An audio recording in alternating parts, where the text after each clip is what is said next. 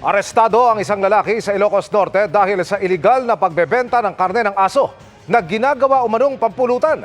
Nakatutok si CJ Torida ng GMA Regional TV.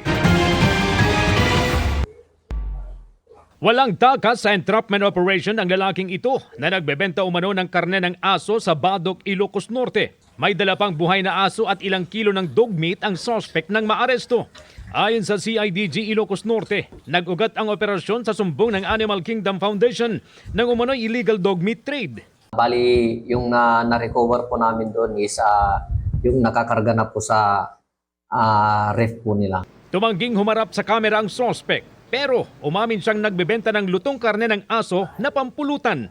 Aniya, alam naman niyang bawal magkatay at magbenta ng karneng aso, pero naaawa umano siya sa mga nagbebenta ng aso dahil sa matindi nilang pangangailangan. Nahaharap siya sa mga reklamong paglamag sa Animal Welfare Act at Anti-Rabies Act. Based doon sa kinandak na mga test by ng atin pong mga complainant, napatunayan po na talagang siya po ay nagbebenta ng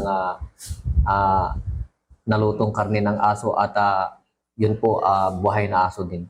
Mula sa GMA Regional TV at GMA Integrated News, CJ Torida, nakatutok 24 oras.